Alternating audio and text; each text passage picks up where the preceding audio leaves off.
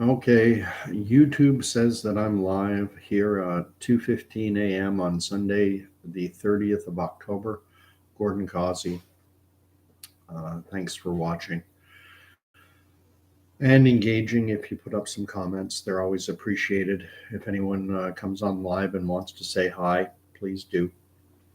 Uh, this is going to be somewhat, I think, somewhat sobering. At least that's the frame of mind that I'm in. And I had this on my mind today to do this one with respect to the fact that 83%, as reported in yesterday's Globe and Mail, which is a national newspaper in Canada, as mainstream as it comes, and they were reporting yesterday in their publication that 83% of Canadians are now, I'm going to editorialize somewhat and say that 83% of Canadians can be considered unvaccinated against COVID. 20% who never took that's me, never took COVID vaccine. And I use that word vaccine lightly when it relates to COVID because they're the non vaccinating vaccines. They don't confer immunity, which is what vaccines are supposed to do by definition. Um, 83% of Canadians, 20% never took a shot to begin with. And when you add in all the people who got two but have gone 6 months without getting a booster, then it goes up to 83%. And what that suggests to me is that fully 83% of Canadians have lost faith, trust in government officials and our public health officials. We're not listening anymore. Turn on the news, pick up a newspaper, read your news feed on anything relating to COVID and in Canada, and you're going to hear from all manner of public officials, whether at the federal or provincial or even local levels, and they're all saying the same thing. It's about how essential they say it is for everyone to get up to date on their COVID shots. And yet 83% are not up to date. Again, 20% of us never got one to begin with. And, fully, I guess, I don't know if with percentages, if you do simple addition or not, but, 63% of the population got them, but then has said, you know what, I'm done. I'm not listening to you anymore. I'm stopping. Now, obviously, a lot of people who got the shots didn't do it willingly. People will use the term. They will say, "I was forced to get it," something that's supposed to be illegal, but it happened. People felt they were coerced. That's the word. They were told no jab, no job. So they had no choice. I think there's an obvious reason why this is a good thing, because we have seen government health officials, our media, our politicians have been wrong repeatedly over and over and over and over again. And so it's somewhat gratifying for those of us who didn't buy into the hype and the propaganda and the hysteria from the beginning. It's gratifying to see others joining in. I don't care how convicted one is in one's belief. It's always good there's strength in numbers. It's always good to have others around you. And I think that's why during this 2+ nearly 3 year period, people have sought out those such as myself, have gone to things like rallies and such to connect. The term people will use is they'll say, I'm connecting with my tribe. And this is part of the reason why it's bad, this tribalization. I don't know if that's a word or not. If it's not, I invented it. If it is a word, then I'm using it. This tribalization of society. Everyone is being divided into little camps. And so for those of us who didn't buy in to the government approved message from the beginning, it's gratifying to see the size of our tribe increasing, and it's gratifying to see people saying, I'm out. I'm not rolling up my sleeve again. You said that this would confer long-lasting, durable immunity, that it would bring an end to the pandemic, that the pandemic would be over. This is how we get back to normal. Wrong, wrong, wrong. The masks have been a lie from day one. Anthony Fauci was on 60 Minutes, and at that juncture, he was sharing some truth and saying that public masking mandates wouldn't work because people don't touch their face all the time, is what he said. He said because people who wear masks tend to touch their face more than people who don't, that they actually make things worse. I haven't cited this in a while, but there's a British medical journal published study, peer-reviewed science. An Australian team did a study between medical mask wearers, or what some people call surgical masks. I have one. So people wearing these type of masks, people wearing cloth, and people wearing N95.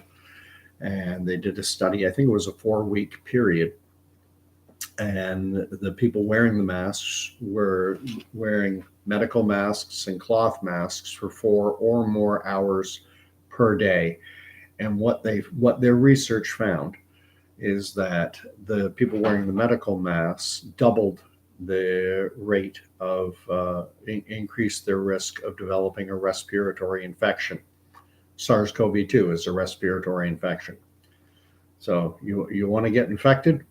Wear a mask. People say, well, that doesn't make sense. And it does if you consider the fact that wearing one of these for 4 hours or more a day, breathing on it, wet, damp material, it becomes an ideal breeding ground for viruses, bacteria, germs, pathogens of all types.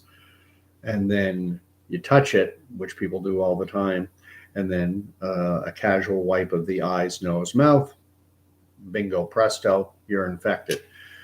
It was even worse in the cloth arm of the study. You can look it up. It's in the British Medical Journal. The increased rate of respiratory infections among those who were wearing cloth masks for 4+ hours per day, 1,300% increased risk. I mean, basically what you have is what is referred to as the background rate in the general population. People do develop respiratory infections. They happen. That is what happens normally without masks on. There's a certain rate of infection. Well, if you want to double it, if you want to double the rate, if you want to increase your risk of developing such an infection, like the SARS-CoV-2 infection, well, wear one of these for 4 or more hours a day. And if you want to really go all in, well, then wear cloth and you'll increase your risk 1,300%. And this is widely available information. It came to light for me from a CBC News article published in May of the year 2020, before masks were mandated. It was in a CBC News article quoting an infection control epidemiologist from the University of Toronto, a gentleman by the name of Dr. Colin Furness, not a medical doctor, an epidemiologist. And he cited the study, and that's what led me to look into it and to read the study itself. It was actually referred to as a randomized cluster trial because they had 3 groups: medical mask, cloth masks, and they had another group wearing N95 masks, but the N95 masks were only worn procedurally, meaning that it was in a medical environment, it was in a healthcare setting. And the doctors, nurses, medical staff, when they were dealing with a patient, when they were doing a procedure, they would put on an N95 mask. And then when the procedure was done, they would discard it and not put another one on until the next procedure was being done. And in that group, there was zero increased risk of respiratory virus, but they weren't wearing them for 4+ hours a day as people do with this crap. Or the cloth garbage. Cloth is even worse. It's an ideal breeding ground. So it's good to see the size of the tribe, people opening up their eyes to the fact that government, public health officials, politicians, our media has been lying to us for years now. I would submit they've always lied to us. There have always been lies, but never anything this significant. You go back to the Kennedy assassination, where they wanted people to believe that Lee Harvey Oswald, acting all alone, just crazy lone gunman, was able to fire off I think it was a non-repeating rifle and get off several shots at the sitting president of the United States. Now, since that finding has come out, very few people believe it. But initially, if you didn't, you were tinfoil hat. Now it's commonplace. Most people think, well, no, there was involvement of a lot of people, but I'm really super digressing, and I'm sorry. It's what I do. But there's a bad news aspect to the fact of people losing confidence, faith in government, in our public health officials, in media, even in media.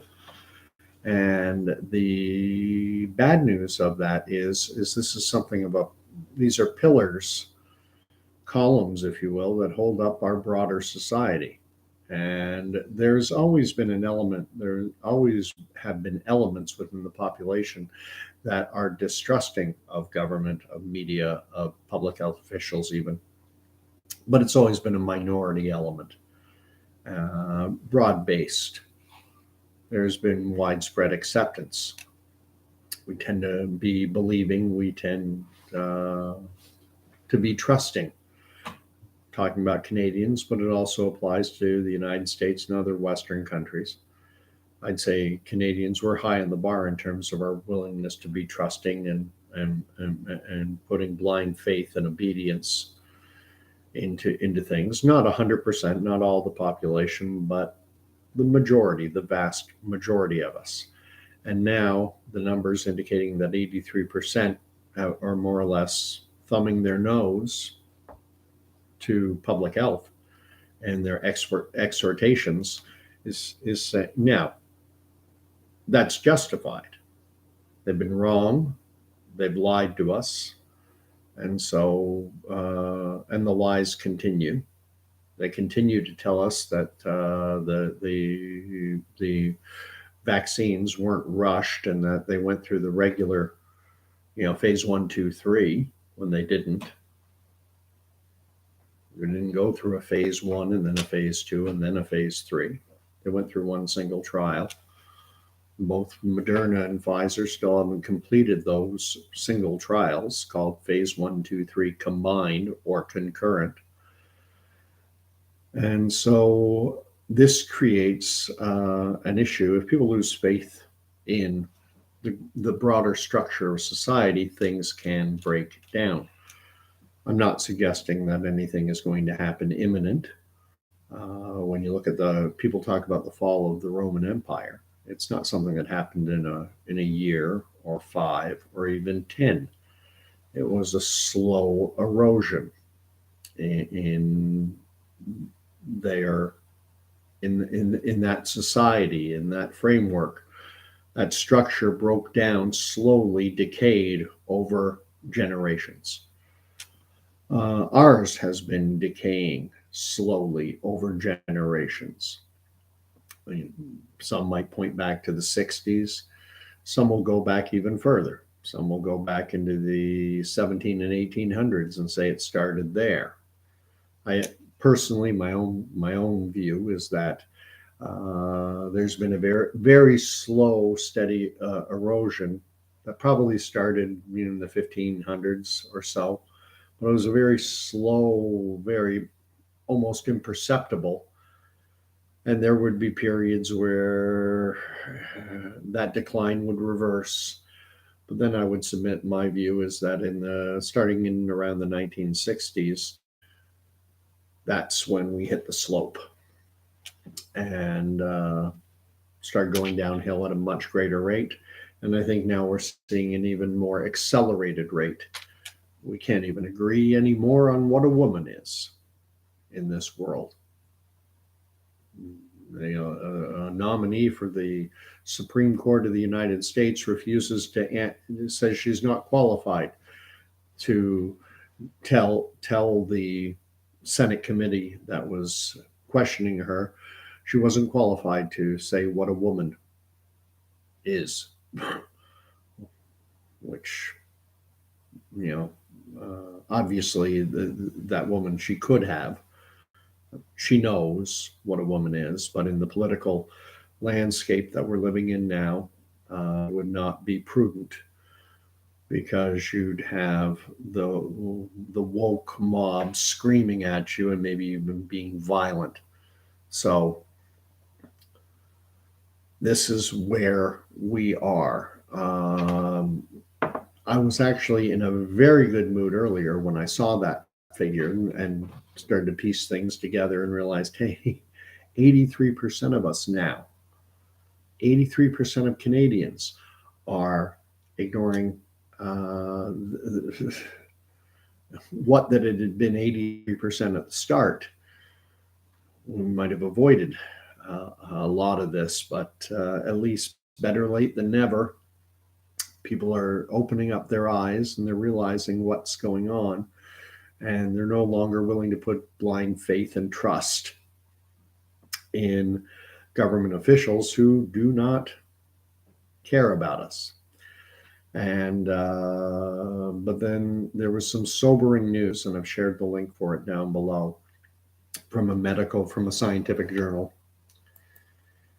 And this is from the Journal of Medical Virology, from an online library.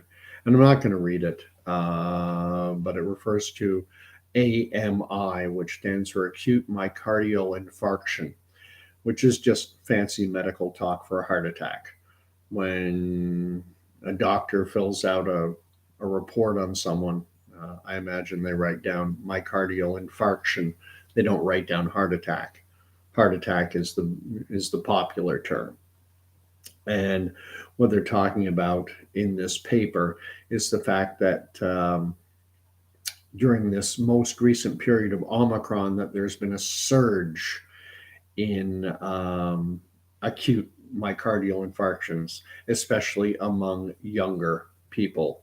And they give ages. I'm looking at it right now. As I said, I don't want to read it. But I think for the youngest age,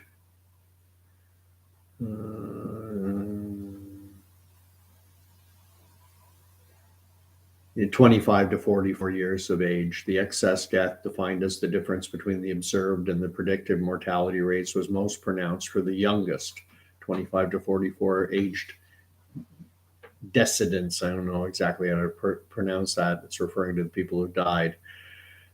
So basically, there's been a 23 to 34% increase in excess mortality rate, and they're putting the cause down to heart attacks. And we've all seen the reports on died suddenly. It's now a hashtag on Twitter. So many people have known. The reports are out there every day. You're hearing of soccer players and other athletes just dropping dead, football players dropping dead, young, healthy men. Boom, dead. Coronation Street did a recent episode where they had a young lad playing soccer and boom, drops dead. And there are individuals, you can include me in this camp. I see this as the normalization of something that's not normal. In this scientific paper that I've linked below, of course, it makes no reference to the jabs. This is because of COVID. Yeah, my posterior. Um, I'll finish it off with giving you my, well, it's going to be somewhat long because I'm going to give you my 100-mile up view on everything that's been going on since March of 2020. I suspect, if I had to guess, I think we're entering phase three. Phase one was the release of a mostly benign little respiratory virus that was only particularly serious for those who were already at the end of natural life expectancy and typically with serious, if not terminal, health issues. So if you're close to in your 80s, Canada, people live on average 83 years, give or take. And if you're in your 80s, 90s, with serious health conditions, so yeah, so SARS-CoV-2, big deal. But then anything is a big deal for someone who's in advanced years with compromised and often terminal health issues. An RSV, respiratory syncytial virus, can be deadly. Flu can be deadly. Streptococcus, gastrointestinal bug, all can be deadly when you're in that specific group. So the first part was the release of this virus, and it included then weaponizing it and trying to basically scaring the bejeebers out of everyone. For the first, interestingly, they've announced in the United States a number of deaths. Not a lot, just 5 or 6 deaths that have been related to monkeypox. But all the articles I've read, they say that there has to be intensive investigation to determine whether or not monkeypox was the actual cause, or if it was simply a contributing factor, or if it was background noise, and that this is painstaking, meticulous, time consuming work. You can't just assume that because someone died who had monkeypox, that doesn't mean monkeypox is the reason behind their death. And that's fair enough. That's the way, as I understand it, that's the way things have always operated. But they didn't operate that way and haven't been operating that way during the COVID era. In the COVID era, anyone who dies, regardless of the cause, if they have a COVID positive test, well, it's a COVID death. It gets put into the COVID column, and that allows them to goose the numbers. And that played into the fear narrative. And it also provided justification for the draconian measures that were brought in, shuttering people, taking away people's livelihoods, keeping kids home from school. We all know what happened. So the first phase, broadly speaking, was to create the psychological conditions so that people would accept what was coming in phase two. And what phase two was the rollout of the so-called vaccines. And because of the amount of panic porn, fear propaganda, they were able to get a significant percentage of the population who willingly rolled up their sleeves and were willing to take a jab that hadn't been properly developed. There's no way you can come up with a proper, effective, and safe vaccine in 8-9 months. That's impossible. As we have seen. But the fear messaging and everything worked. Then when the fear, when that population, they probably got 40-50% of the population was willing to take it, then they played on virtue. Well, if you're a good person, you'll get it. And when that didn't work, then they started to roll out lotteries and Krispy Kremes giving out free donuts, and burger joints are giving out burgers and fries, and pizza parties, carnivals for the kids.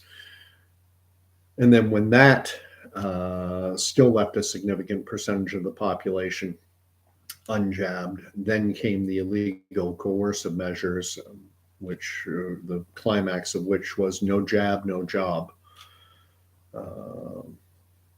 And that's what got a lot of people to get it. They said, well, I have to work. So they rolled up their sleeve, even though they did not want to. They felt they believed they had no choice. And So that was phase two, getting everyone to take the jabs. And now I've looked upon this current going, say, from March until now, March of 2022 until now, October, November of 2022. It's almost been like an intermediary phase where kind of things have calmed down. But it feels to me like we're entering phase three. And phase three is now where, as indicated by that report, I think we're going to see the ramifications of people taking experimental jabs. We're entering the wintertime. Wintertime is a time of increased viral transmission, but it's also an increased time of heart attacks. If you do a little research, do a little reading, you'll see that in the United States, they say that an individual's risk of a heart attack increases by 30% during the colder winter months.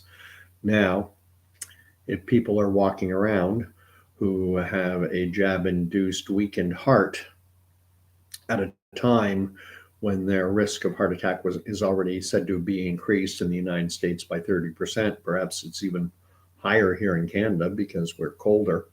One of the reasons given as to why heart attacks increase in the winter months is because blood vessels are contracting and it constricts the blood flow to the heart. And that's one reason given. I didn't read too much on it. Just something I kind of intuitively knew that heart attacks would increase during the winter, but I wanted to read and confirm whether or not that was true. And there are several articles indicating that even before COVID, it was noticed that heart attacks increased. So what are we going to see in the months going forward? And what's going to be blamed is, I imagine what's going to be blamed is they're going to say it's the result of COVID-induced myocarditis, pericarditis. They're going to say that Joe Blow wasn't up to date on his boosters, and as a result, got the virus, and the virus did it. I don't think the article I've linked down below makes no mention of the vaccine. I think we're knackered somewhat in that respect. We're woe to the person, to those who still want to put their blind faith, hope, and trust in government and our media, because the leopard is not changing its spots, and they're absolutely suddenly not going to admit anything. So, not a hopeful message,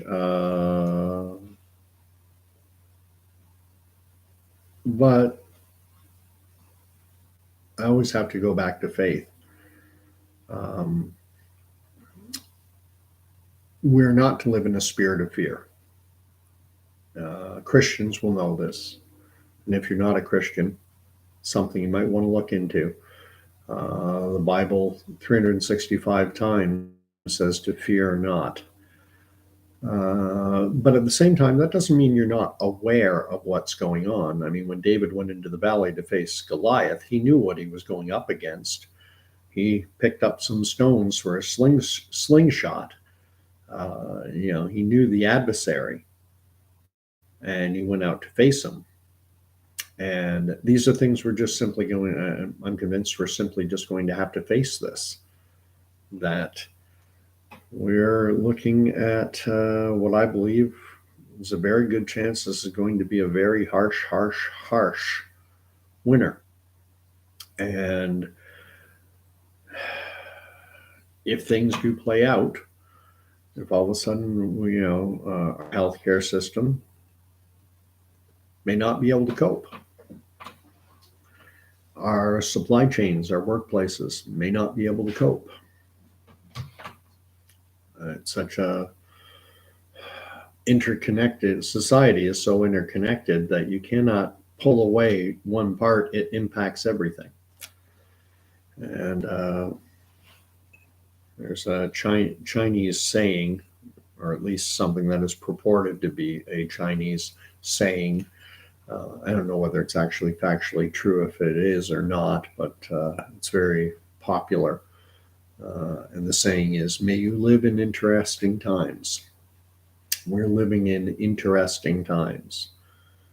So keep well, stay informed, and look after one another. There are 83% of us now. And so don't be shy about sharing the fact that you're not paying attention. I mean, when you go into my area is older, but not only are government health officials saying how absolutely required it is for everyone to get updated on their boosters, they're also using the same type of language and telling people to wear a mask in indoor settings. And yet go to a grocery store and it's probably a similar percentage. It's probably only about 1 in 5 people, but 15-20% of the people who are sticking a face diaper up, or wearing a face diaper. So people aren't listening anymore. They've lost the room. And so you're in the majority. We're in the majority. Finally, took a long time. So God bless. We'll talk to you later. Good night.